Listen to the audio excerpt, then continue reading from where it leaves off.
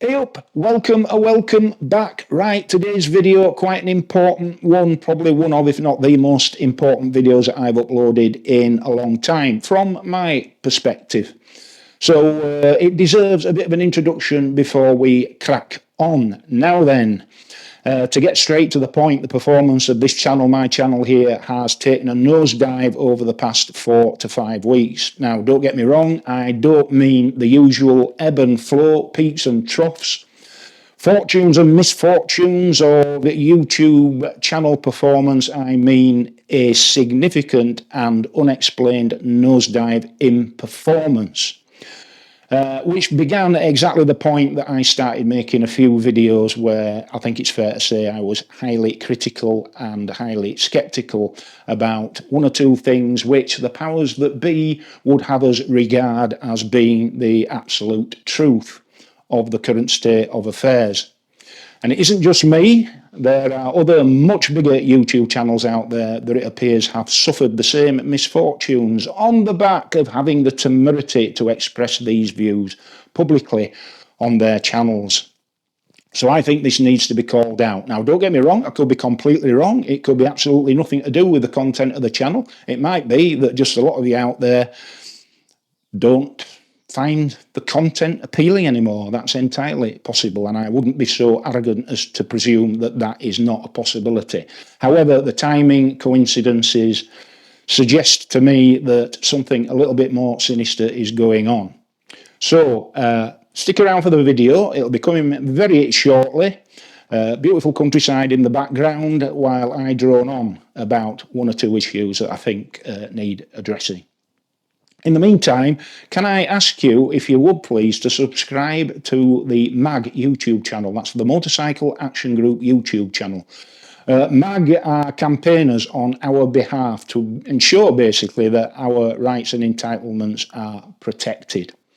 And if you can actually join MAG itself, subscribe to MAG and become a member, then you'll be doing your bit to help them with their various campaigns. The latest video on that channel is excellent. It's from Colin Brown, I believe his title is the campaigns manager, and he explains in great detail and with great clarity why it is that we will probably never adopt electric motorcycles in the way that electric cars have been adopted.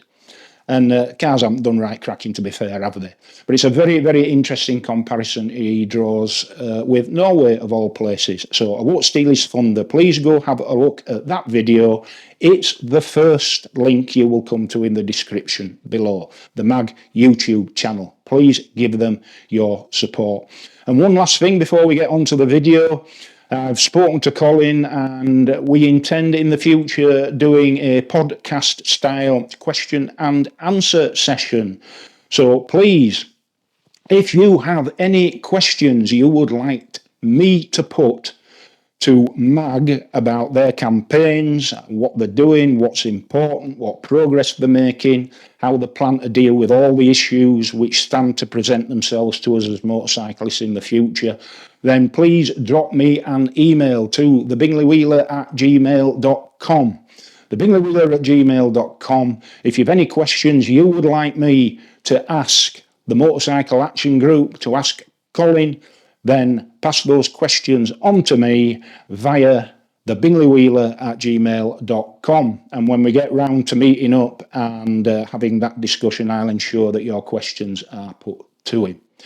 All right, that's enough of that. The very best that you can do to help me in the meantime is to subscribe to the channel if you're not already subscribed, and to share this video as widely as possible.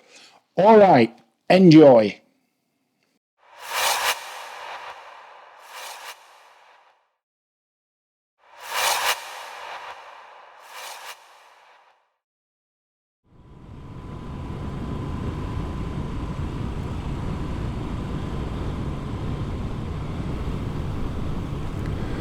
You know, I recently watched a YouTube video featuring a conversation between 3 content creators whom the establishment would almost certainly regard as residing in the conspiracy theory camp.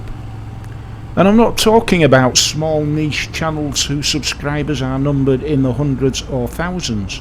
No, in fact, one of those individuals has a channel with well over 3 million followers. 3 million. Now, of course, in our sector of the market, where we consider any YouTube motorcycle channel with over 100,000 subscribers to be big, you can well imagine the combined reach of these three creators. And no, not one of them was a certain Mr. Brand. In fact, all three were and are respected professionals in their respective fields, with all the relevant academic qualifications to back them up. But a recurring theme emerging from that three-way exchange was that they had all experienced a recent and thus far unprecedented drop in channel performance right across the piece. Subscriptions and viewing metrics were all reducing sharply, bucking the expended trend where consistent content creation should be expected to prompt the algorithms to generate growth, not contraction. Now, on an almost vanishingly small scale in terms of hard numbers, I've recently experienced exactly the same trend. The steady growth of subscribers and views I had been enjoying for at least a year have ground to a halt, and I got to wondering why. Now, of course, it could always be the case that my content has ceased to interest people, and that there are many far superior channels out there to attract viewers and subscribers.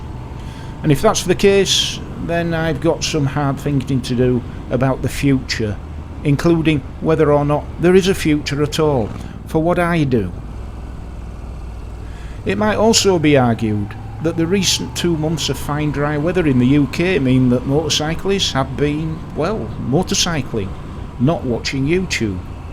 But that timescale does not quite match the downturn in performance, even taking into account a certain amount of latency in the system.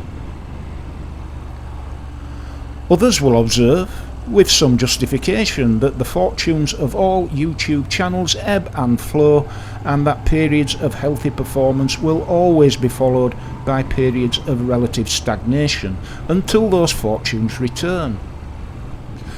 But I can't help but notice a coming together of circumstances which, taken in context, offer up another much more sinister possibility. Now, regular viewers will have noticed that in recent weeks I have included on this channel a number of narratives which might be described as speaking truth to power. If you like, mini polemics on the state, the establishment, big corporations and the ruling classes generally. What I do see from the comments is that this kind of content generates a lot of positive feedback in the form of words of support and agreement, and a generally higher number of likes as a proportion of the overall number of views and viewing time.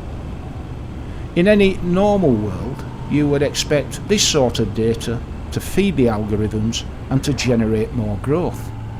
Not so. Not so for me on the micro scale, and it appears not so for the aforementioned big hitters on the macro scale.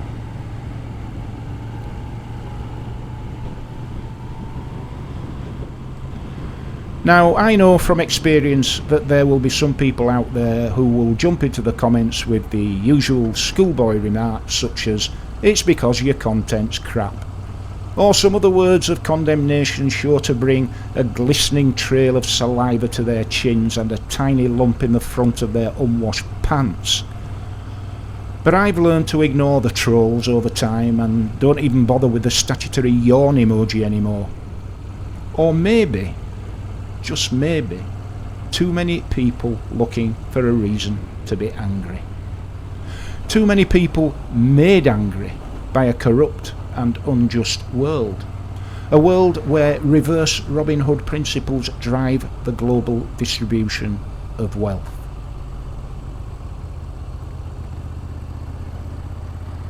So whilst I accept that there may well be some perfectly rational explanations for the downturn in performance, I can't ignore the possibility that darker forces are at play, by which I mean censorship. Not the kind of censorship where content is actually removed, which does happen in the worst cases, but a form of passive censorship, whereby content is no longer pushed out to audiences on the same scale, and thereby has its reach curtailed. Now, some might say that I'm being overly cynical, but let's remember what is at the root of that cynicism.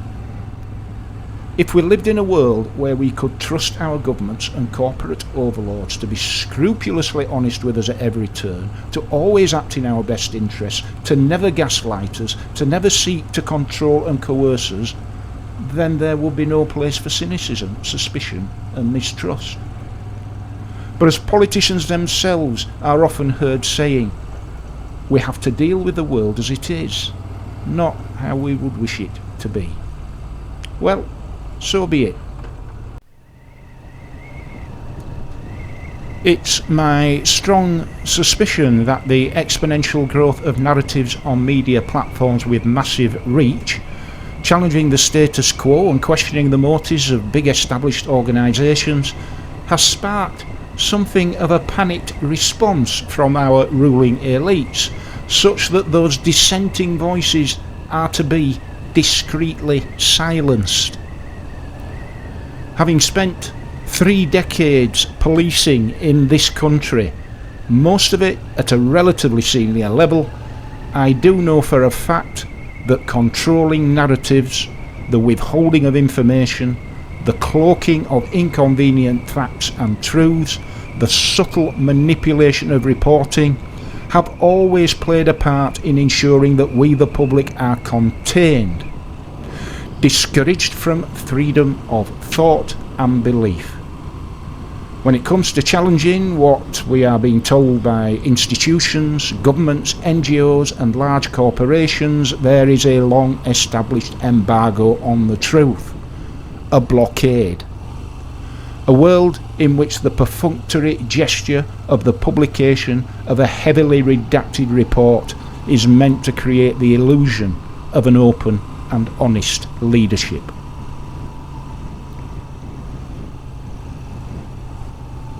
I often wonder if organisations like the WEF, the WHO, the World Bank, the IMF and others are the arms of so-called democratic states, or that the states, or rather governments, are just puppets existing solely to do their bidding and to ensure that their populations toe the line.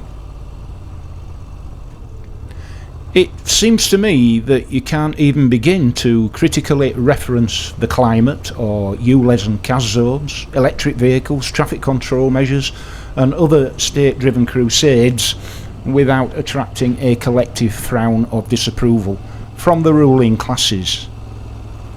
You may be asking what all of this has to do with motorcycles. Well, I'll tell you this. I believe the days of recreational motorcycling are numbered if we continue along the current trajectory. The overly zealous, ideologically based EV mandate will eventually signal the end of internal combustion engine cars and in time motorcycles on our roads. Those of us who, whether for reasons of cost, practicality or both, eschew electric motorcycles and preciously hold on to our petrol-powered bikes in the hope of squeezing many more miles of enjoyment from them, will find that the increasingly limited availability of petrol makes that all but impossible. There will surely come a point where filling stations will comprise solely of electric charging points and the diesel pumps necessary to fuel the heavy goods vehicles which will still be required to keep the country stocked with life's essentials. In short, the vast majority of us motorcyclists may simply end up grounded, priced out of the remaining marketplace for both 2- and 4-wheel transport and left at the mercy of a suboptimal public transport network, thereby ensuring that we never venture far beyond our homes, if we have a home. The recreational driving of cars and riding of bikes through beautiful lands like these will eventually become the exclusive privilege of the wealthy, and the rest of us will, of course, own nothing and be happy. So against the backdrop of all of this, is it plausible to suggest that content creators are being subtly reined in by the powers that be whenever they start to challenge the party line? I think that it is. Let's face it, it would hardly be the first conspiracy theory to eventually become fact, would it? I'm not sure what collective term I should use to describe these dark forces which work to suppress our individual beliefs and agency. So for now, I'll just call it the Ministry of Truth. I'll see thee.